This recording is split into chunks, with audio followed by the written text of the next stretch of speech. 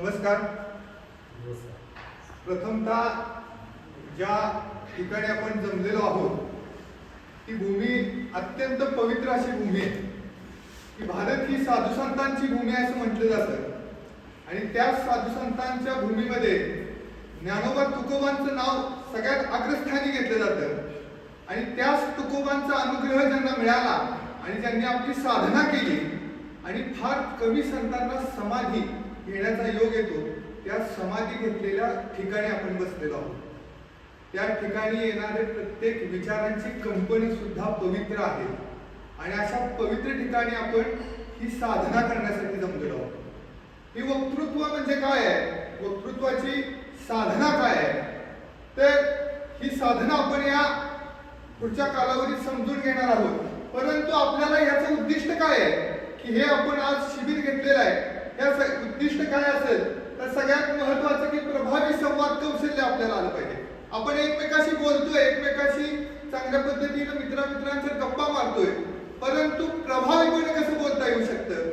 आज आपल्याला धारकरी प्रास्ताविक करत असताना छान बोलत होता, परंतु आपला जो याचा उद्देश असणार आहे तर एखाद्या झोपलेला असेल त्याला उठला पाहिजे, उठला असेल तो चालायला लागला पाहिजे, जो चालत असेल तो पळायला लागला पाहिजे. अशा पद्धतीने आपल्याला आपल्या स्वतःमध्ये एक अपग्रेडेशन करायचं आहे, स्वतःमध्ये सुधारणा करायची आहे. हा आपला सगळ्यात महत्त्वाचा उद्देश असणार. व्यासपीठाची भीती कमी करायची आहे की आज आपल्याकडे अनेक कार्यकर्ते आहेत की पुढे आल्यानंतर आपले शब्द फुटत नाहीत. आपण ज्या वेळेला समूहामध्ये गप्पा मारत असतो त्यावेळेला उत्कृष्टरित्या बोलत असतो, परंतु पुढे आल्यानंतर आपल्या मात्र गफलत होते. तर ती भीती कशी कमी करू शकतो, तर ती भीती कमी करण्याचा उद्देश आपला या शिबिराचा असणार आहे. सगळ्यात महत्वाचं काय तर आपण करू शकतो, आपण बोलू शकतो, आपण सांगू शकतो, आपण नवीन बैठक घेऊ शकतो, नवीन गावामध्ये जाऊन बोलू शकतो. त्याच पद्धतीने दुर्गामाता दौडमध्ये आपण एक चिंतन सुद्धा घेऊ शकतो. अशा पद्धतीचं आपल्याला स्वतःमध्ये सुधारणा करायचे, ती गोष्ट आपल्याला अचीव करायची. श्रोत्यांशी प्रभावी संवाद आणि शरीर भाषा की आता मी आपल्याशी बोलतोय, बोलत असताना माझे हातवारे हे जसे खुलून दिसतील, अजूनही खुलून दिसू शकतात, तर तसं काही आपल्याला करता येऊ शकतं का, ह्याच्यावरती आपल्याला विचार करायचा आहे. आवाजामध्ये चढ उतार आहे की आता आपण अनेक भाषण ऐकत असतो, भाषण ऐकत असताना एक थोडा वेळ झाला की रटाळवाण वाटायला चालू होतं. का तर एकाच पट्टीमध्ये बोलत असतात, आवाजामध्ये चढ उतार नसतात. तर ते कसे आपल्याला घेता येतील हे आपलं ध्येय असणार आहे. त्यानंतर भाषणाची संहिता तयार करायची आहे की आपण कोणत्याही ठिकाणी भाषणाला जाणार असलो तर त्याचे काही पॉइंट्स असावेत. ते पॉइंट्स घेऊन गेलो तर अधिक प्रभावीपणे आपण कसं करू शकतो.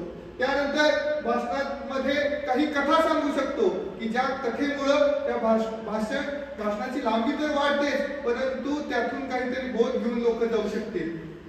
आणि सादरीकरण कौशल्य आपल्याला साध्य करायचं आहे आणि समाजामध्ये एक उत्तम वक्ता म्हणून की तुमच्याकडे असणारं कर्तृत्व, त्या कर्तृत्वाला तुम्हाला वक्तृत्वाची जोड द्यायची आहे आणि ते कर्तृत्व बहारलं पाहिजे, हे आपलं ध्येय असणार आहे.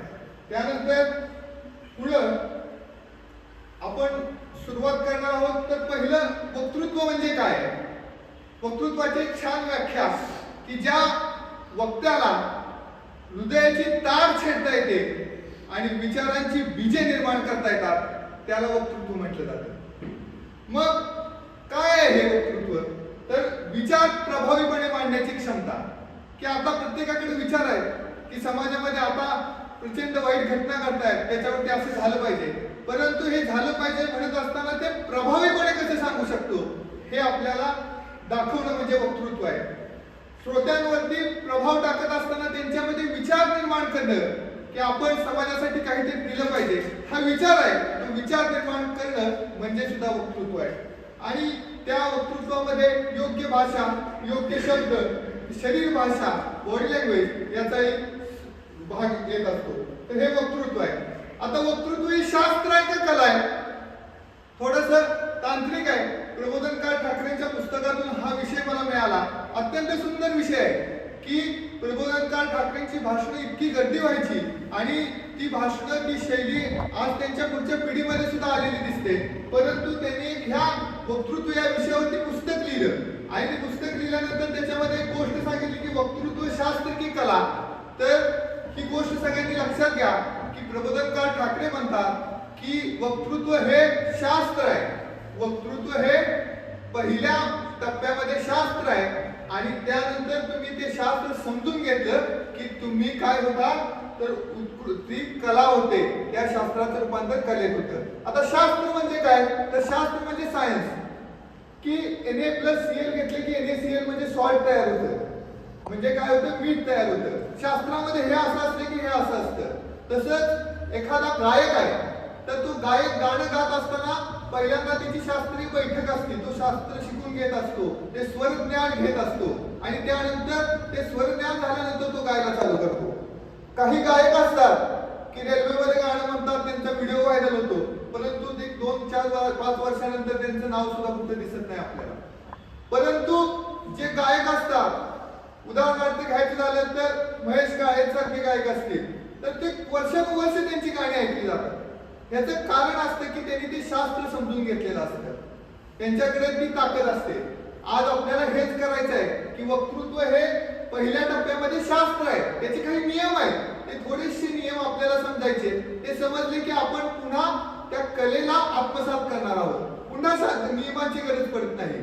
सुरुवातीच्या काळामध्ये काही नियम समजण्याची गरज आहे. पुन्हा तुम्ही शिकू लागला की पुन्हा नंतर तुम्हाला कोणत्याही नियमांची गरज पडणार नाही. तुम्ही एकात्म होऊन जाता, एकरूप होऊन जाता.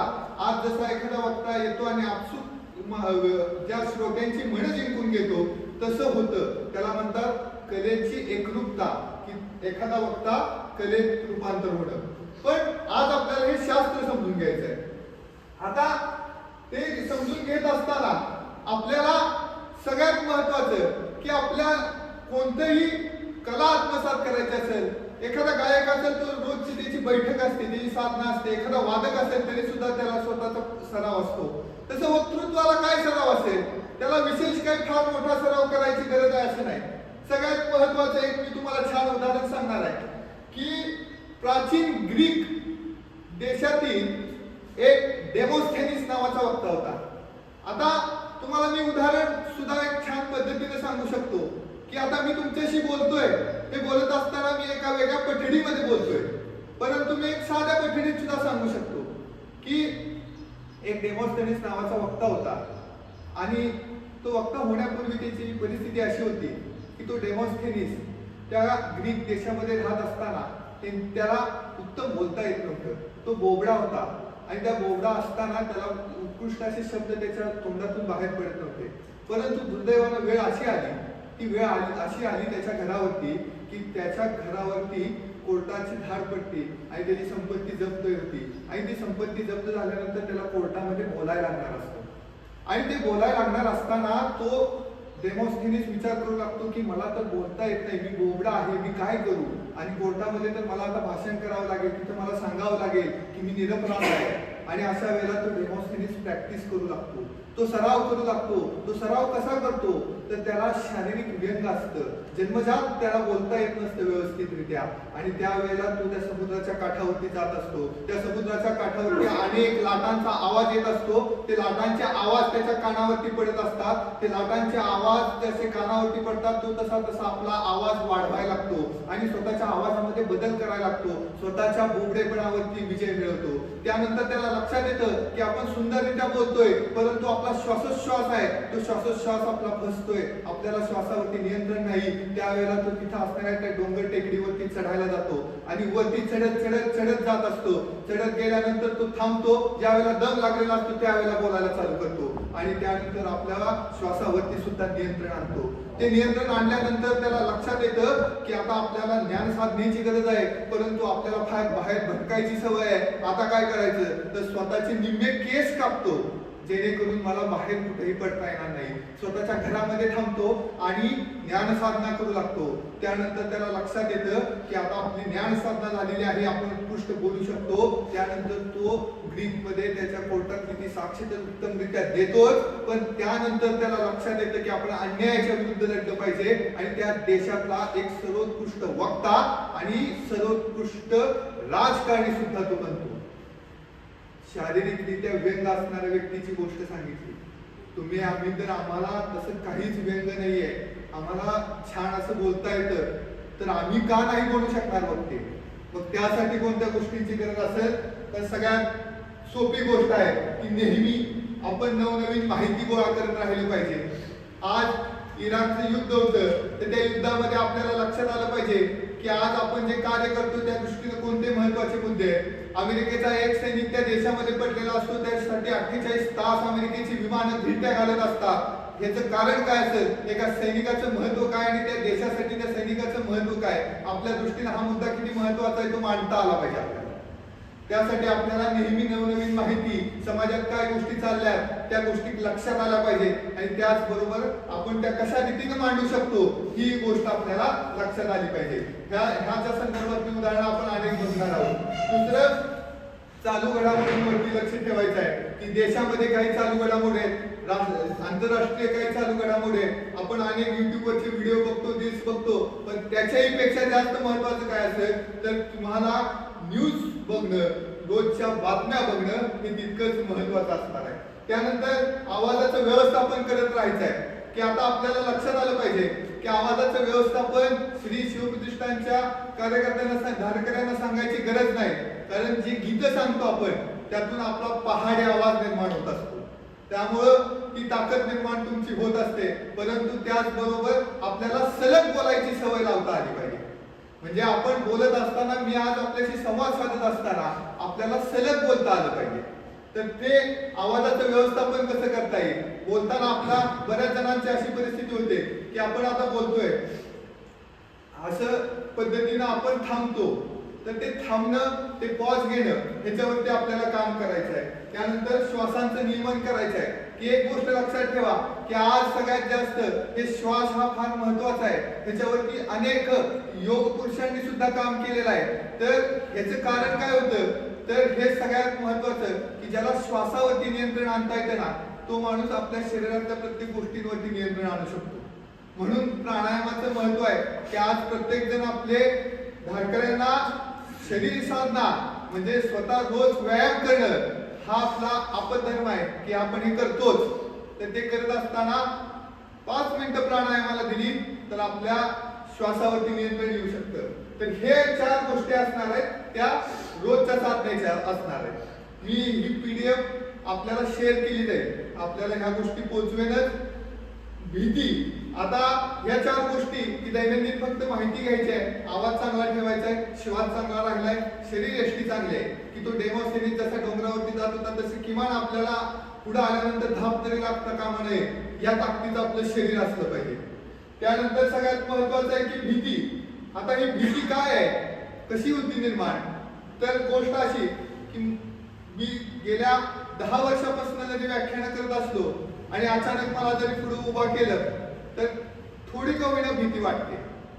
ती पूर्ण शून्य मला करता आली नाही हे मी प्रांजळपणे आपल्या समोर मान्य करतो. परंतु आपल्याला ज्या वेळेला पुढे जायचं असणार आहे त्यावेळेला 2 दिवस 4 दिवस कल्पना असणार आहे, भले एक 5 मिनिटं 10 मिनिटं तरी असणार आहे. 5 मिनिटं जरी मला मिळाली तरी आपल्यासाठी भरपूर आहे.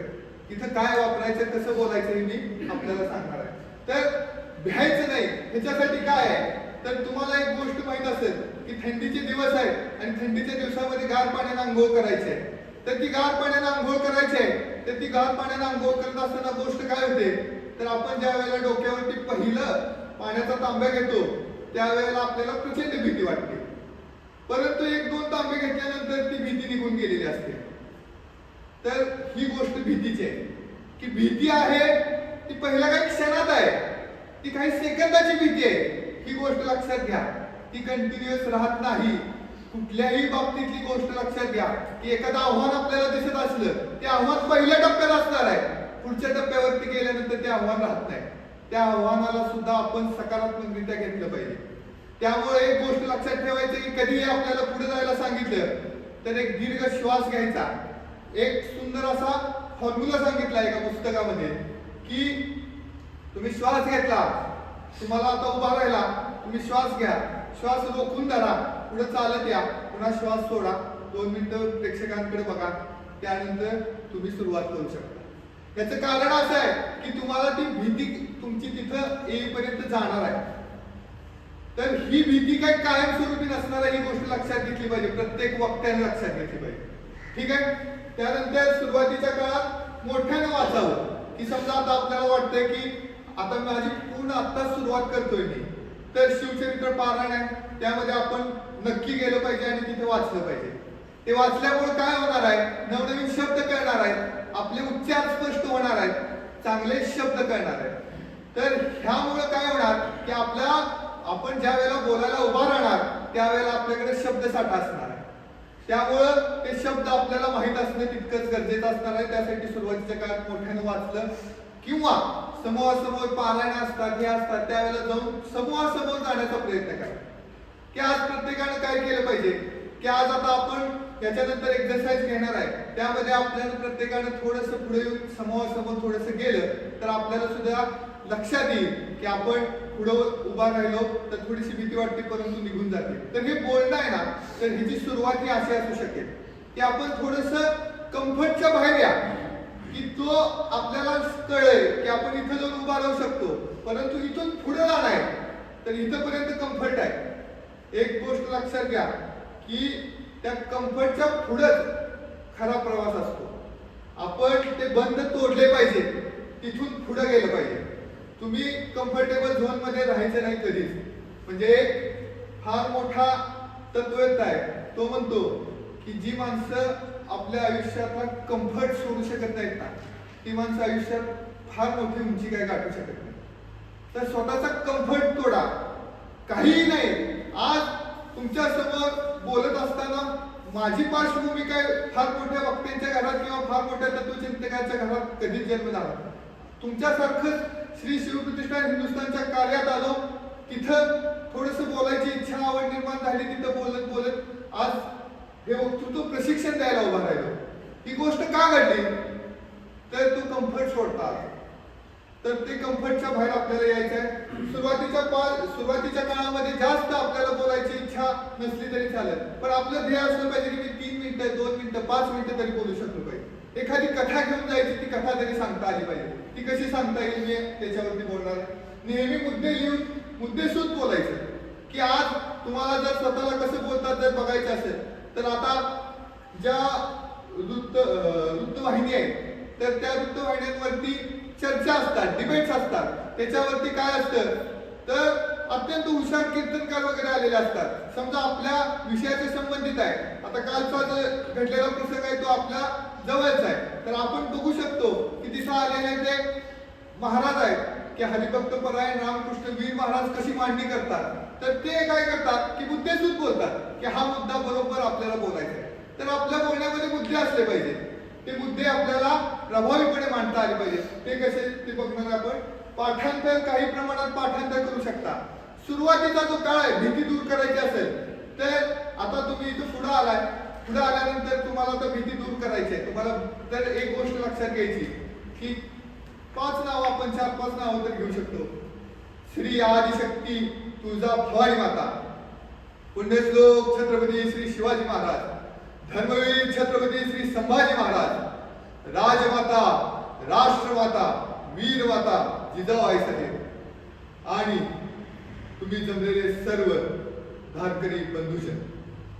इतकं फक्त आपण त्याची 15 सेकंद घेतले आणि मनापासून ही 4 जरी गोष्टी घेतल्या त्यांचं स्मरण केलं तरी आपली भीती निघून जाणार आहे.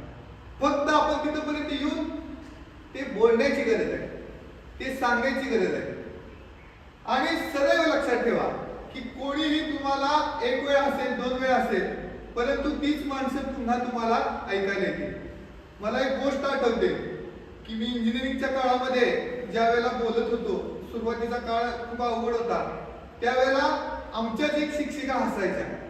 काही दिवसांपूर्वी आमच्याच कॉलेजवरती त्या शिक्षिकेचा फोन आला की सौरभ तू व्याख्यानाला येऊ शकतोस का. म्हणजे तो काळ एखाद्याचा हसणं या गोष्टी खूप नगण्य आहेत. तुम्ही तुमच्या ध्येयावरची साधना ही सगळ्यात महत्वाची असणार आहे. त्यामुळं मला माहित आहे की मला बोललं पाहिजे, हे बोलणं गरजेचं आहे. कुठल्याही क्षेत्रात गेलं तरी ते गरजेचं आहे. त्यामुळे ते बोलणं गरजेचं असणार आहे. आणि मी मगाशी म्हटल्याप्रमाणे जरी तुम्ही पुढे आला आणि एक दीर्घ श्वास घेतला सगळ्यांकडे बघून तरीही काही फरक पडत नाही. तर डीप ब्रिदिंगने सुद्धा तुमचं जे टेन्शन आहे ते कमी होणार आहे. तर ह्या सगळ्या गोष्टी आपल्याला भीती दूर करायसाठी हे थेरी आहे. खरी गोष्ट असणार आहे ती प्रॅक्टिकलची आहे की तुम्हाला पुढे यायचं आहे. तर ते पुढे येण्यासाठी आता आपण एखादा चांगला वक्ता कसा बनतो, तर तो चांगला वक्ता कसा बनू शकतो ह्याच्याविषयी थोडंसं बोलणार आहे. तर तो चांगला वक्ता कसा असतो किंवा त्याच्याकडे कोणते गुण असतात. आजपर्यंत महाराष्ट्राला जी वैभवशाली परंपरा लाभलेली आहे, विचारवंतांची आहे, व्याख्यानांची आहे, त्या परंपरेमध्ये चांगले वक्ते प्राध्यापक राम शेवाळकर सर असतील, यांची व्याख्यानं आपल्याला युट्यूबवरती उपलब्ध आहे. प्राचार्य शिवाजीराव भोसले असतील, यांची व्याख्यानं आपल्याला युट्यूबवरती उपलब्ध आहे. हे शब्दप्रभू आणि भाषाप्रभू म्हटलं जातं. तर यांच्या व्याख्यानामधून किंवा ह्यांच्या व्याख्यानाची गोष्ट अशी सांगितली जाते की महाराष्ट्राच्या खेडोपाड्यापर्यंत त्यांची व्याख्यानं आयोजित केली जायची आणि ते श्रोत्यांची मनं जिंकायचे. त्यांच्याकडे असणारा आत्मविश्वास, स्पष्ट उच्चार, योग्य गती. आता एक गोष्ट सांगतो, मी आता आपल्याशी बोलायला आलो. आता बोलायला आल्यानंतर मी माझ्या भाषणाची सुरुवात करत असताना आज हे शिकवण्यासाठी आलो. परंतु एखादा वक्ता म्हणून ज्या वेळेला आपण जात असतो एखाद्या ठिकाणी, तर आपल्याकडे अशी बहारदार वाक्य पाहिजे. एक दोन चार वाक्य आपण पाठ करून घेऊ शकतो. कशी? शिवाजीराव भोसलेंच्या व्याख्यानात ते वाक्य असायचं. आता वाक्य बघा की बोलणाऱ्यानं बोलत राहिलं पाहिजे, ऐकणाऱ्यानं ऐकत राहिलं पाहिजे, बोलणाऱ्यानं बोलणं ऐकणाऱ्यांच्या हृदयापर्यंत पोहोचवलं पाहिजे, ऐकणाऱ्यानं ऐकलेली गोष्ट आपल्या हृदयापर्यंत पोहोचवली गेली पाहिजे. आता काय होतं, तर ह्या वाक्याचा अर्थ एवढाच होता की बोलणाऱ्यानं जे सांगत ते ऐकणाऱ्यानं व्यवस्थित ऐकलं पाहिजे. परंतु शिवाजीराव भोसलेंच्या व्याख्यानामध्ये काय सांगतात ते की बोलणाऱ्यानं बोलत राहिलं पाहिजे, ऐकणाऱ्यानं ऐकत राहिलं पाहिजे, बोलणाऱ्यानं नुसतंच बोलत न बोलता, ऐकणाऱ्यानं नुसतंच न ऐकता आपल्या अंतःकरणात पोहोचलं पाहिजे. आता दुसरे एक वक्ते आहेत की ज्यांची बरीच भाषणं होत असतात की इतिहास घडवणारी माणसं इतिहास विसरू शकत नाहीत, इतिहास विसरणारी माणसं इतिहास घडवू शकत नाहीत. हा एक इतिहास आहे. मराठ्यांचा नेत्रदीपकांनी सुवर्णाक्षरांनी लिहून ठेवा इतका तेजस्वी आणि ओजस्वी इतिहास याच भूमीत घडला आणि हीच महाराष्ट्राची ती भूमी आहे. फक्त आवेशाला वाक्य एकच होतं. प्रत्येक भाषणात तीच वाक्य असतात. तुम्हाला काय करायचं आहे की आपल्याला बोलत असताना अशी काही प्रभावशाली वाक्य आणायची की ज्या वाक्यामुळं आपलं भाषण प्रभावशाली होईल. चांगला वक्ता म्हणजे काही फार आभाळात शिकून आलेला नसतो. त्याला आपल्याला अशाच छोट्या छोट्या गोष्टीतून त्याचं भाषण उत्कृष्टरित्या बनवलेलं असतं. ते बनवायचं आपल्याला. त्यानंतर स्पष्ट उच्चार की हे फार गरजेचे आहे. काय होतं की मी सुद्धा एका ग्रामीण भागात आलो. आपण एका ज्या भागात असतो त्या भागात प्रत्येक 7 किलोमीटर वरती भाषा बदलते असं म्हटलं जातं. मग आता ही आपल्या भागातली भाषा आणि त्यातली काही शब्द आपल्या तोंडामध्ये रुळलेले असतात. मग आता आपण ते स्पष्ट उच्चार आपले होत नाही. मग त्याच्यासाठी काय केलं पाहिजे, तर आता समजा आता मुळशी तालुक्यात जर भाषणासाठी आलो तर ह्या भागामध्ये कसं की आपण असं केलं पाहिजे, त्यास मी सांगितलेलं आहे. असे शब्द येत असतात. तर हे शब्द साहजिक आहे. परंतु आपण ज्या वेळेला भाषणाला उभा राहणार त्यावेळेला आपल्याला एक लक्षात असलं पाहिजे की एक प्रमाण भाषा सांगितली जाते की आज कोल्हापूरचा आता वक्ता इथे येऊन भाषण करतो ते सुद्धा ऐकायला छान वाटतं.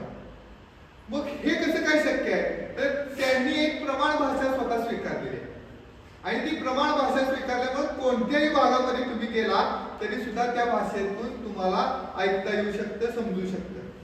म्हणून आपल्याला एक प्रमाण भाषेच्या जवळ जाण्याचा आपण प्रयत्न करूया प्रत्येकाने की महाराष्ट्र शासनानं मराठी भाषेचा ज्या वेळेला राजकोषने म्हण केला त्यावेळेला त्यांनी असं म्हटलं की पुण्याची भाषा ही प्रमाण भाषा आहे.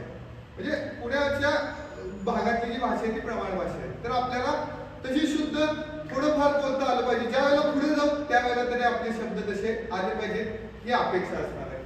त्यानंतर आय कॉन्टॅक्ट आहे की सगळ्यात महत्वाचं की आता मी आपल्याशी बोलतोय आणि बोलत असताना आपण बघत असाल की वक्ता कसा असतो, तर आज कार्यक्रम आयोजित केलाय, आज आपण इथे जमलोय आणि जमल्यानंतर आपल्याशी बोलतोय. बिनधास्तपणे तुम्ही प्रत्येकाच्या डोळ्यात डोळे घालून बघू शकणार नाही.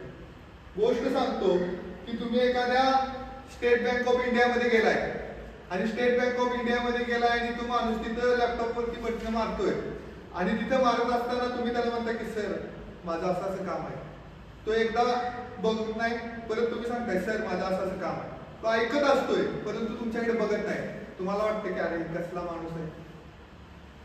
तर डोळ्यांची भाषा फार महत्वाची आहे की तुम्ही ज्या वेळेला डोळे एकमेकाशी मिळवता, समजा त्याच व्यक्तीनं खाली बटणं मारत तुमच्याशी बघितलं असतं तर तुम्हाला फार आदर वाटला असता. वक्ता म्हणून सुद्धा तीच गोष्ट आहे की वक्ता म्हणून तुम्ही बोलत असताना मी जर प्रत्येकापर्यंत माझी नजर पोहोचत नसेल तर गोष्ट अशी आहे की माझा वक्त्या म्हणून श्रोत्यांशी संवाद नाही. तो पूर्ण संवाद नाहीये, तो संवाद आहे परंतु अर्धवट संवाद आहे. त्यामुळं आपल्याला काय करायचं आहे तर श्रोत्यांच्या पर्यंत आपले डोळे हे पोचले पाहिजे. कोणीही नाही, तुम्ही ज्या वेळेला पुढे येताय त्यावेळेला तुमच्यामध्ये काहीतरी विशेष गुण आहे, तुमच्यामध्ये काहीतरी सामर्थ्य आहे, तुमच्यामध्ये काहीतरी इतरांपेक्षा वेगळा गुण आहे म्हणून तुम्ही इथे येऊन उभा राहू बोलू शकताय. त्यामुळे तुम्ही कधीच कुणाला भिण्याची गरज नाही. का भ्यायला पाहिजे? तुम्ही त्यांच्यापेक्षा उत्कृष्ट आहात म्हणून तुम्ही येऊन पुढे बोलू शकताय ना. मग पुढच्या श्रोत्यांना भिण्याची गरज आणि भीती वाटण्याची गरज का निर्माण होते? ही चुकीची गोष्ट आहे. ही पहिल्या 2-4 भाषणानंतर ह्या गोष्टी सगळ्या नगण्य होत जाणार आहेत. त्यामुळे पहिल्यांदा तुम्ही बिनधास्तपणे प्रत्येकाच्या डोळ्यात डोळे घालून बघा. कोणीही तुम्हाला गोष्ट कुठलीही तुमच्या बाबतीत चुकीची घडणार नाही. त्यानंतर आपला मुद्दा श्रोत्यांच्या अंतःकरणापर्यंत पोहोचवायचा आहे की अंतःकरणापर्यंत पोहोचवणं आहे ना, त्याच्यासाठी सगळ्यात महत्वाची गोष्ट की ज्या वेळेला आपण स्वतः चारित्र्यवान असतो ना त्याच वेळेला आपण ती गोष्ट चारित्र्य नावाची गोष्ट पुढच्या व्यक्तीच्या भाषणातून पुढच्या व्यक्तीपर्यंत पोहोचू शकतो. तर एक गोष्ट लक्षात ठेवायची की आपण स्वतः जगायचं तसं आणि त्याच गोष्टी बोलायच्या. मी स्वतःच्या आयुष्यात तर तो पाहण्याचा 100% प्रयत्न करतो की आपण ह्या गोष्टी जगल्या पाहिजे. तर ती तळमळ निर्माण होते स्वतःच्या अंतःकरणात आणि तीच तळमळ आपण पुढच्या व्यक्तीच्या अंतःकरणापर्यंत पोहोचू शकतो.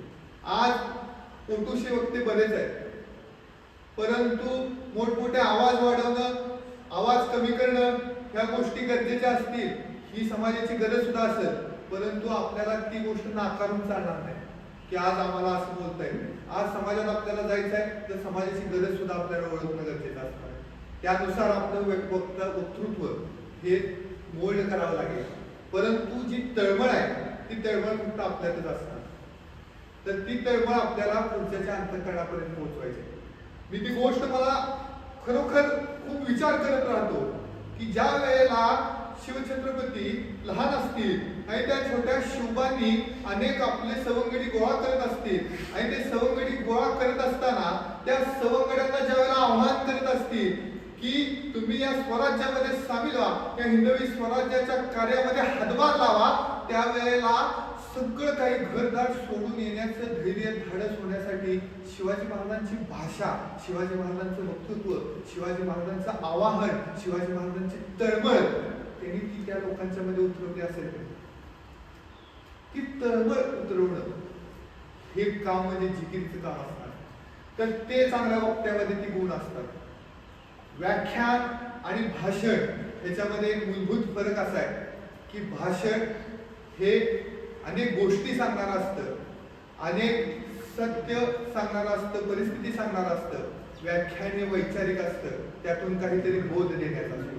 म्हणून काही दिवसांपूर्वी आदरणीय राजसाहेब ठाकरेंचं भाषण वसंत व्याख्यानमालेमध्ये झालं. त्यावेळेला त्यांनी सांगितलं की माझं व्याख्यान ठेवत जाऊ नका, मी भाषण करणारा व्यक्ती की मी वैचारिक जास्त बोलत नाही असं त्यांनी स्वतः मान्य केलेलं आहे त्यांच्या त्या भाषणाच्या सुरुवातीला. तर व्याख्यान आणि भाषण ह्याच्यामध्ये असणारा हा मूलभूत फरक सुद्धा लक्षात घ्या. आपण जे समाजात मांडणी करायला जाणार आहे तर त्याच्यामध्ये वैचारिक आपली धाटणी असणार आहे, ती आपल्याला अंतःकरणापर्यंत पोहोचवायची असणार आहे. तर ह्या सगळ्या गोष्टी आपल्याला लक्षात घ्यायच्या वक्त्याच्या ह्याच्यात. मी आत्मविश्वासाच्या दृष्टीने बोललो की आपल्याला डेमोस्थिनीसचं उदाहरण सांगितलं की ज्याच्याकडे शारीरिक व्यंग आहे, जो बोबडा बोलतो तो सुद्धा उत्कृष्ट वक्ता होऊ शकतो. आज एक काँग्रेसचे प्रवक्ते जे टीव्हीवरती बोलत असतात, बोबडे आहेत ते, परंतु त्यांनी त्याच्यावरती विजय मिळवत टीव्हीवरती येऊन बोलत असतात. एक भाजपचे खासदार आहेत मुंबईचे, माजी खासदार असतील किरीट सोमय्या, तर ते सुद्धा त्यांचं शिक्षण आहे, ज्ञान आहे, परंतु त्यांना बोलता येत नाही. परंतु तो माणूस धाडसाने येतो आणि मीडिया समोर बोबड्या भाषेत बोलत असतो. तरी सुद्धा मीडिया जातीच नाही त्या व्यक्तीजवळ. माणसं काय त्यांना ऐकायचे सोडून देतात का? परंतु त्यांनी ते धाडस केलं. सगळ्यात महत्वाचं आहे की त्या कम्फर्टच्या बाहेर आले आणि ते धाडस केलं. तर ते धाडस करणं गरजेचं असणार आहे. स्पष्ट उच्चारासाठी पुण्याची भाषा प्रमाण आहे. आपल्याला जास्तीत जास्त शुद्ध शब्द आपल्या ज्या वेळेला बोलणार आहे त्यावेळेला तरी आले पाहिजे, हे आपलं ध्येय असणार आहे. योग्य गती ही फार महत्वाची आहे बरं का, की आता भाषणाची योग्य गती, की मी एक प्रसंग सांगतो तुम्हाला, त्या प्रसंगात तुम्हाला लक्षात येईल की योग्य गती किती असावी. की एक प्रसंग सांगणार आहे की ज्या वेळेला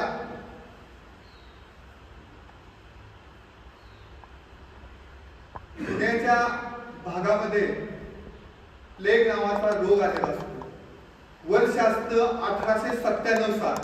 1897 साली पुण्यामध्ये प्लेग नावाची साथ आलेली असते आणि अशा परिस्थितीमध्ये माणसं कुत्र्या मांजरासारखी मारली जात असतात. आणि ही माणसं मरत असताना त्यावेळेचा जो रॅड नावाचा एक क्रूर अधिकारी असतो, तो आदेश देतो की तुम्ही प्रत्येकाच्या घरामध्ये जावा आणि तिथे असणाऱ्या माणसांना तपासा. माता भगिनी सुद्धा बघू नका, परंतु तपासा की प्लेग नावाच्या रोगामध्ये एक काखेमध्ये जी गाठ आलेली असते ती तपासा म्हणून तो अधिकारी सांगतो.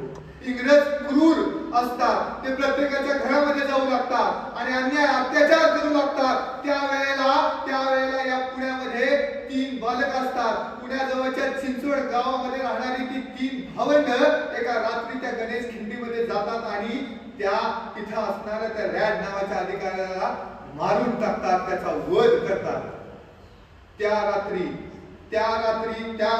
एक 14 वर्षाचा बालक मात्र रात्रभर जागा असतो.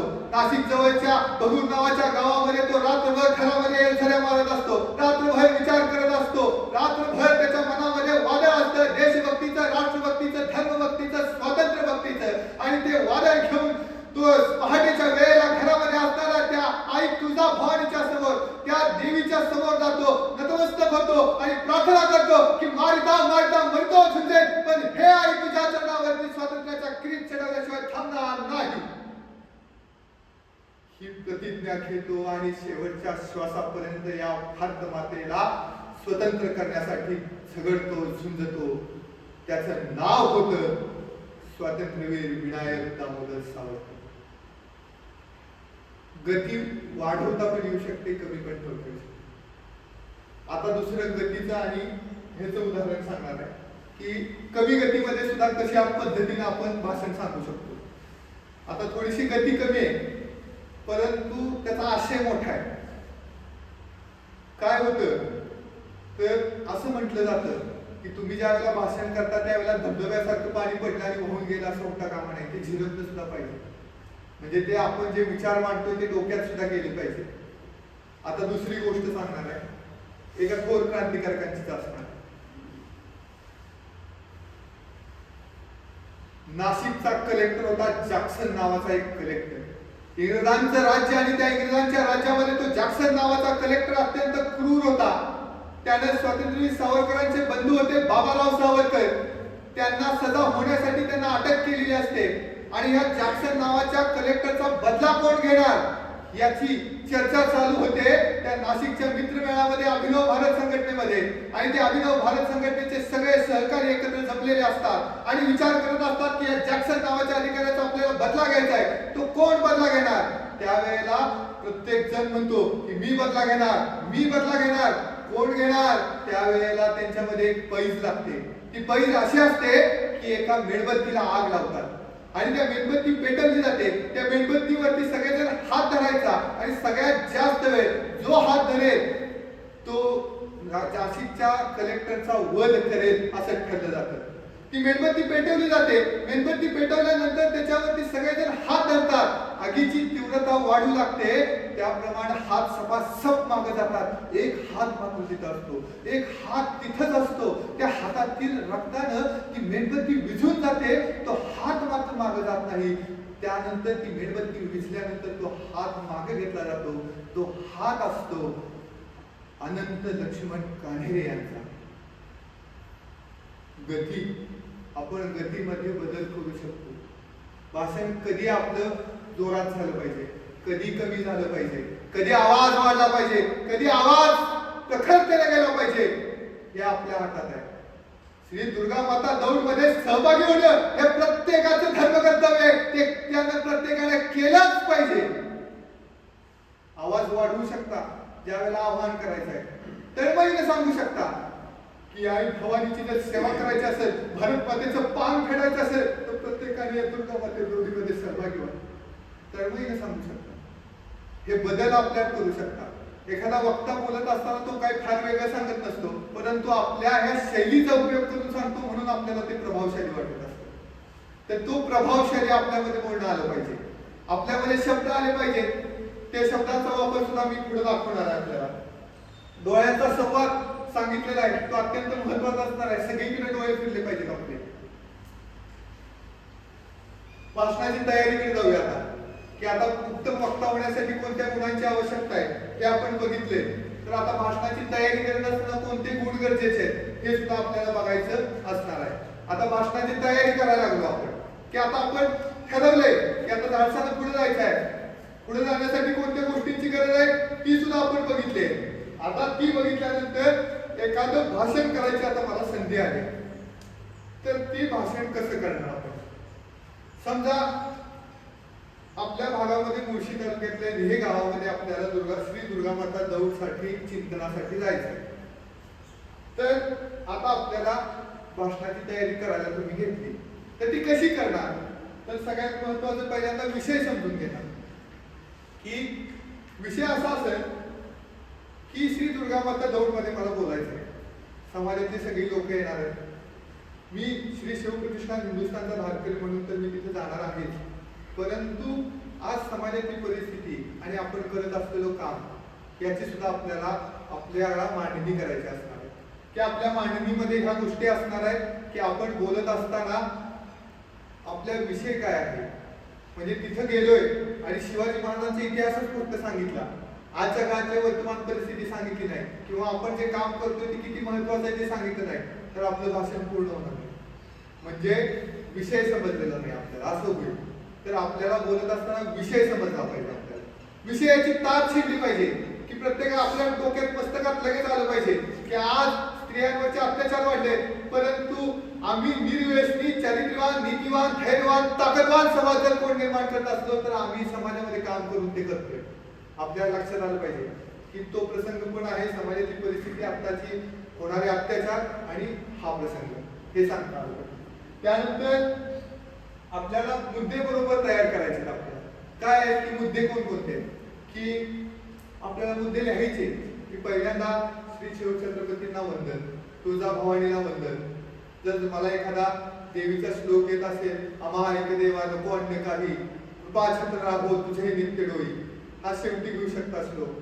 सुरुवातीला एखादा देवीचा श्लोक तुम्हाला, या देवी सर्व भूतेषु शक्ती रूपेण संस्थिता नमस्तस्ते नमस्तस्ते नमस्तस्ते नमो नमः.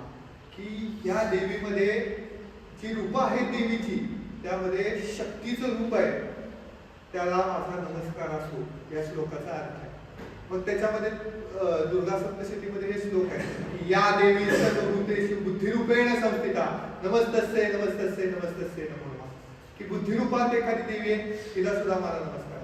मग हे तुम्ही म्हणला की श्री आदिशक्ती तुळजाभवानी माता, हे बरेच जण येऊन बोलतात, परंतु तुम्ही ज्या वेळेला जाल त्यावेळेला तुम्ही म्हणणार की या देवी सर्व भूतेषु बुद्धिरूपेण संस्थिता नमस्तस्ते नमस्तस्ते नमस्तस्ते.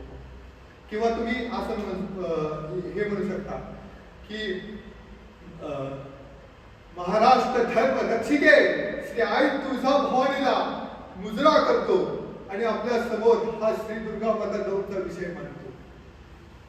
आपली निवड असणार आहे कशा पद्धतीने बोलायचं, पण आपल्याला असे वेगवेगळे प्रकार कसे असू शकतात हे दाखवण्याचं माझं काम. त्यानंतर सगळ्यात महत्वाचं असणारा संहिता, की तुम्ही ती भाषणाची संहिता म्हणजे स्क्रिप्ट, तर एक स्क्रिप्टेड असतं. कुठलाही विचारवंत, कुठलाही वक्ता, कुठलाही व्याख्याता, कुठलाही अभिनेता, कुठलाही नाटककार हा विदाउट स्क्रिप्ट कधीच येत नाही मंचावरती. एक लक्षात ठेवा. नरेंद्र मोदी साहेब ज्या वेळेला विदेशात जातात तरी सुद्धा त्यांच्या समोर स्क्रीन असते, त्याला एक टेलिप्रॉम्प्टर म्हणतात. मध्यंतरी एक बातमी बघितली असेल की टेलिप्रॉम्प्टर बंद पडला, म्हणजे ती स्क्रिप्ट त्यांच्या पुढे जात असते. बातम्या देणारा असेल, व्हिडिओचा एखादा पत्रकार असेल तरी सुद्धा त्याच्यासमोर ती स्क्रिप्ट असतेच. त्यामुळे एक गोष्ट लक्षात घ्या की आपण भाषणाला निघालोय तर एका पानावरती किमान लिहिणं गरजेचं असणार. तर किमान लिहिण्यातून काय होत असतं, असं म्हटलं जातं की एक पढा सौ पढा एक लिखा, म्हणजे 100 वेळा वाचणं म्हणजे एकदा लिहिणं असतं. ते लिहित असताना ना, ज्या वेळेला तुम्ही स्क्रिप्ट लिहायला घ्याल एखादी, त्यावेळेला तुमच्या मनात विचार येतील की मी हे बोलणार आहे, त्यावेळेला मला काय केलं पाहिजे, माझ्या मनामध्ये काय विचार असला पाहिजे, मला काय सांगितलं पाहिजे, हे मनामध्ये विचार येतात बघा लिहिताना. त्यासाठी तुम्हाला सांगितलं जातं की प्रत्येकाने हिशोबाची वही लिहा, कारण तो हिशोब लिहिताना कळतं की किती ठिकाणी ऑनलाईन पेमेंट मारलं, मग कळतं की अरे एवढे पैसे करतात. जर लिहिलंच नाही तर तो हिशोब पण लागत नाही, म्हणून लिहा. समर्थांनी शंभूराजांना किंवा शिवछत्रपती शंभूराजांना जे पत्र पाठवले, तर त्याच्या पत्रामध्ये सुद्धा एक श्लोक आहे की रात्रीचे एकटे बैसावे, चिंतन करावे, काहीतरी दैनंदिन लिहावे, असं एक कुठंतरी त्यांनी सांगितलेलं आहे की रोज काहीतरी लिहिलं पाहिजे. खरोखर तुम्ही ही गोष्ट आत्मसात करण्यासारखी आहे की रोज काहीतरी लिहिणं. कोण हिशोबाची वही लिहित असेल तरी ती कधी सोडू नका, फार महत्वाचं आहे. तर आपल्याला भाषणातही लिहायचं आहे, भाषण करण्यापूर्वी संहिता लिहायची, स्क्रिप्ट लिहायचे, हे नितांत गरजेचं आहे. त्यानंतर आवाजातील चढ उतार आणि थांबे, की मी आता दाखवले की आवाजात चढ उतार कसे असतील, थांबे कसे असतील. त्यानंतर हे झाल्यानंतर एक प्रसंग विनोद दादा पण सांगतील की ते कशा पद्धतीनं सांगताय. त्यानंतर मी एक त्याचाच दुसरा एक पाठ सांगेन की त्यातून आपल्याला रिअलाइज होईल की थांबे कसे घेतले जाऊ शकतात. त्यानंतर अवतरण चिन्हांचा वापर किंवा थोरा मोठ्यांची वाक्य, की आज शिवछत्रपतींचं धर्मप्रेम आपल्या समोर सांगत असताना आपल्याला सगळ्यात महत्वाची गोष्ट सांगतो की ज्या वेळेला त्या पन्हाळगडाच्या वेढ्यामध्ये महाराज अडकलेले होते आणि त्या वेळेला तिथं असताना जे इंग्रज होते, त्या टोपीकरांनी, त्या इंग्रजांनी, त्या हेनरी लेविंग्टननं त्या प्रतापगडावरती तोफा टाकलेल्या होता. त्याच हेनरी लेविंग्टनचं एक पत्र आहे, राजापूरच्या खाडीमध्ये असताना त्याने लिहिलेलं पत्र आहे. त्या पत्रामध्ये तो म्हणतो हेनरी लेविंग्टन की जनरल ऑफ हिंदू फोर्सेस, की तो हिंदूंचा राजा आहे, असं तत्कालीन कागदपत्रामध्ये इंग्रज अधिकारी सांगत आहे. आणि आजच्या काळामध्ये काही लोक बोलतात त्याच्यापेक्षा त्या काळातला इंग्रज अधिकारी काय बोलतो याचं महत्व नक्कीच जादा असेल, महत्वाचं असेल. तर महाराज हिंदूंचे राजे होते असं तो तिथे म्हणतो. ह्याला म्हणायचं काय, तर थोरा मोठ्यांची ऐतिहासिक संदर्भातली वाक्य वापरायची, की तो आबे कारे नावाचा प्रवासी ज्या वेळेला महाराष्ट्रात आला त्यावेळेला त्या आबे कारेनं तिथं असणाऱ्या त्या महाराजांच्या मावळ्याला विचारलं की महाराजांना काय करायचं आहे. तर आईने तिरापासून पहिले तिरापर्यंत जे राज्य निर्माण करायचे महाराजांना, तर ते राज्याची संकल्पना तिथे ती सांगितली. तर त्या आबे कॅरेच्या वाक्यातून ती स्पष्ट होते. ही प्रवासी वर्णन आहे. आज युट्यूब वरती सगळं साहित्य उपलब्ध आहे, की एखादा पॉडकास्ट टाकला की तुम्हाला मिळतो की त्या रोहित पवारांचा पॉडकास्ट आहे की विदेशी लोकांच्या नजरेतून शिवाजी महाराज, त्यातलं एखादं वाक्य घ्या, तुमच्या ह्याच्यामध्ये वापरा, अत्यंत उत्कृष्टरित्या तुम्ही त्याचा वापर करू शकता. तुमचं भाषण बहारदार बनवायचं आहे. आपला हेतू काय आहे की आपण जसे बोलत आहोत त्यापेक्षा अधिक प्रभावशाली बोलणार, आता जिथं आहोत त्यापेक्षा अधिक जास्त ताकदीने बोलणार, तळमळीने बोलणार आणि आपल्या विचारांची बीज निर्माण करणार, हे आपलं ध्येय असणार. त्याच्यासाठी असे गोष्टींची गरज लागणार. त्यानंतर वेळेचे नियोजन, वेळेचे नियोजन हे फार महत्वाचं असणार आहे. की मला भाषणाच्या 10 वाजता बरोबर विनोदाचा एक प्रसंग सांगणार आहे. माझ्याकडे बरोबर अजून 5 मिनिट आहे. त्यापूर्वी मला ही स्लाइड संपून पुढच्या 2 स्लाइड संपवायच्या. तर हे माझं भाषणाचं नियोजन ठरलेलं आहे. तर हे तुम्ही वेळेचे नियोजन तुम्ही ठरवणं गरजेचं असणार, की वेळ हा अत्यंत महत्वाचा असणार आहे. की एक गोष्ट लक्षात ठेवायची की 7 वक्त्यांची भाषणं झाली, 8वा वक्ता मी आहे. मला दिलेला वेळ 15 मिनिटं होता, परंतु 7 वक्त्यांनी जास्त वेळ घेतल्यामुळे मला 3च मिनिटं मिळालेली आहे. 3 मिनिटांमध्ये माझं भाषण 7 वक्त्यांच्या पेक्षा उत्कृष्टरित्या होणार, हा आत्मविश्वास घेऊन मिनिटाचं 3 मिनिटात भाषण त्याचा क्रक्स हा बसवता आला पाहिजे. प्रसंग सांगतो. पाटण तालुक्याचे आमदार आणि मंत्री साहेब आहेत, आता त्यांच्याकडे पर्यटन खात आहे. तर त्या आमदार साहेबांना मंत्री साहेबांचा कार्यक्रम होता. त्यांचा कार्यक्रम असा होता की त्या कार्यक्रमामध्ये पुस्तकाचं प्रकाशन होतं. त्या पुस्तकाचे लेखक होते, ते मित्र होते. त्यांनी माझ्याकडे जबाबदारी दिलेली की पूर्ण सूत्रसंचालन तुम्ही करायचं आहे. आणि मंत्र्यांच्या कार्यक्रमाचं सूत्रसंचालन म्हणजे तिथं प्रोटोकॉल असतो की ज्या वेळेला मंत्री येतात त्याच वेळेला कार्यक्रम सुरू होतो. त्यापूर्वी कार्यक्रम सुरू करता येत नाही. मंत्र्यांची 10ची वेळ होती आणि माननीय आमदार साहेब आले 11:30 वाजता. 10 वाजल्यापासून व्यासपीठ सांभाळायची जबाबदारी सूत्रसंचालकावर. 1.5 तास माणसांना काय खेळून ठेवायचं आणि वक्ता म्हणून सुद्धा तिथे बोलता येत नाही अशी अडचण असते की तिथं सूत्रसंचालकांना आपलं काम सूत्रसंचालनाचंच करायचं असतं. तिथं वक्ता म्हणून जास्तच भाषण द्यायला लागलो तर आपली प्रतिमा चुकत असते, तिथं बोलता येईना. परिस्थिती अशी झाली की आता वाटतंय की एखादा शिवाजी महाराजांचा कवी भूषणाचा छंद म्हणून दाखवावा तरी बोलता येईना. फक्त तिथे एवढंच बोलायचं होतं की आलेल्या मान्यवरांचं आगमन होत आहे, त्यांचं खूप खूप सहर्ष स्वागत. त्यांनी इथे स्थानापन्न व्हायचं आहे. आजच्या कार्यक्रमासाठी प्रमुख अतिथी म्हणून आपल्याला लाभलेले आहेत पाटण तालुक्याचे आमदार, त्याचप्रमाणे सातारा जिल्ह्याचे पालकमंत्री आदरणीय. असं नुसतं म्हणत राहायचं आणि ह्यातच फक्त श्रोत्यांना खेळवून ठेवायचं. 1.5 तासानंतर मंत्री साहेबांचा ताफा आला गाड्यांचा. त्यानंतर त्या मंत्री साहेबांचा जो पीए होता त्यानं माझ्याकडची सगळ्या हातातली लिस्ट घेतली आणि फक्त 1 मिनिटात माझ्याकडे लिस्ट दिली की खन लिहिलं की मला कार्यक्रम आता असा होणार नाही, असा होणार. तुमची कार्यक्रमाची पत्रिकेवरती फुली मारली. आता सूत्रसंचालकांनी भरपूर तयारी केलेली होती की महाराष्ट्राच्या घराघरापर्यंत इतिहास जागवणारे इतिहास संशोधक इथं आलेले आहेत. आता एकही वाक्याचा उपयोग नव्हता. परंतु ह्यात सुद्धा आपण वेळ कमी असतो अशा वेळेला, मग आपलं म्हणणं पोहोचवणं महत्वाचं असतं. मग त्यावेळेला गोष्ट अशी होती की ज्या पुस्तकाच्या लेखकानं 9 वर्ष साधना केली होती आणि जे पुस्तक लिहिलेलं होतं त्यानं स्वतःच 30 मिनिटाचं भाषण तयार केलेलं होतं आणि त्याला ऐन वेळेला सांगितलं की तू 10 मिनिटात पूर्ण कर. परिस्थिती अशी आली की मी 9 वर्ष साधना केली, पुस्तकाच्या प्रकाशन सोहळ्याला 2.5 लाख रुपये खर्च केला आणि आता मला फक्त माझं 30 मिनिटाचं भाषण सुद्धा 10 मिनिटावरती आलं. तर त्या वक्त्याला आपलं 30 मिनिटाचं भाषण 10 मिनिटात बसवता आलं नाही तितक्या ताकदीनं, कारण तो प्रसंग अचानक बोलवलेला होता. म्हणून वेळेचं महत्व किती आहे बघा, की वेळ साधता आली पाहिजे प्रत्येक गोष्टी. की ती वेळ तुम्ही साधू शकला की पुढच्या टप्प्यावरती मी अनेक प्रसंग सांगेन. तर त्यानंतर आम्ही त्या वक्त्यांचा कार्यक्रम घेतला. त्यानंतर त्यांच्यानुसार कार्यक्रम घ्यावा लागला. तो कार्यक्रमामध्ये वेळेत भाषण करणे हे किती महत्वाचं असतं की आपल्याला थोडक्यात पण महत्वाचं सांगता आलं पाहिजे.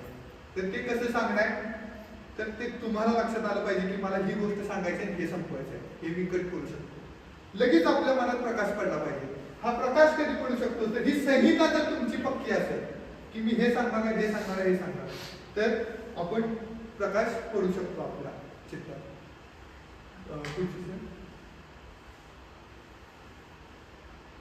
आता विषय समजून घेत असताना एक गोष्ट लक्षात घ्यायची की व्यासपीठ कोणते आहे हे पण लक्षात आलं पाहिजे. श्री दुर्गामाता दौडचं व्यासपीठ आहे, धर्मविद्या मासाचं व्यासपीठ आहे. पुढे असणारी माणसं कोण आहेत? जर आपले धारकीच आहेत तर आपल्या बोलतानाच्या शैलीमध्ये थोडासा आपलेपणा असतो. परंतु ज्या वेळेला समाजामध्ये बोलायला जात आहे, समाजातली माणसं आहेत, शाळेतली मुलं आहेत, शाळेतले शिक्षक आहेत, त्यांच्या समोर आपण वेगळ्याच गोष्टी बोलत गेलो तर त्या पचत नाहीत, रुचत नाही, समजत नाही. आपल्याला त्यांना सुद्धा आपल्या कामात आणायचं आहे. या तालुक्यातला प्रत्येक जण श्री शिवप्रतिष्ठानचं काम करत आहे किंवा काम करण्याची इच्छा आहे, काम करण्याचा आदर आहे, कामाविषयी आदर आहे, असा माणूस निर्माण करायचा. मग त्या हिशोबाने आपल्याला बोलणं असलं पाहिजे. असं नाही की ती पुढची माणसं सगळी आपलीच आहेत, त्या हिशोबाने बोलायचं. तर त्याचा अर्थ असा आहे की आक्रमक असावं बोलणं, पण आक्रस्थळपणानं नसावं. आक्रमकता मी मगाशी दाखवल्या त्या प्रसंगातून आक्रमकता दिसून येते, परंतु तिथं आक्रमकतेमधून धर्मांधता नको. ते टोकाचं एखादं शब्द, टोकाचे शिव्या हा देण्याचा अधिकार आपल्याला नाही. गुरुजींनी आपल्या आयुष्यामध्ये ती साधना केली आहे, ती तपस्या केली आहे, तो त्याग केलाय, तो समर्पण केले, सर्वस्व वाहिले. त्यावेळेला त्यांना तो राग येऊ शकतो, त्यावेळेला त्यांना ते अधिकारवाणी प्राप्त होऊ शकते, म्हणून ते बोलू शकतील, तो त्यांचा अधिकार असेल. परंतु आपल्याला तितक्या टोकाचा अधिकार आपल्याकडे येत नाही, असं हे माझं व्यक्तिगत मत. प्रत्येकाचा दृष्टिकोन वेगळा असू शकतो, मी माझं व्यक्तिगत मत मांडतो. ठीक आहे. तर विषय समजून घेऊन आपल्याला व्यासपीठ कोणतं आहे लक्षात येण्यासाठी, की त्या व्यासपीठावर आपण असंच बोललं पाहिजे, कोणत्याही व्यासपीठावरती कोणत्या भाषेत बोललं पाहिजे. तुम्ही मगाशी म्हटल्याप्रमाणे आता मला सूत्रसंचालन सांगितलंय, तर मी ह्या टोन मध्ये बोलून, ह्या पिच मध्ये बोलून चालणार नाही. तर माझा बोलण्याचा प्रवाह असा असेल की आपण इथं आलात, आपण मनापासून ऐकलं, सगळ्यांना खूप सुंदर ऐकता आलं, मला सगळ्यांकडे बघून खूप आनंद झाला, मी भारावून गेलो आणि आपल्या सगळ्यांचे खूप खूप आभार असं मला म्हणावं.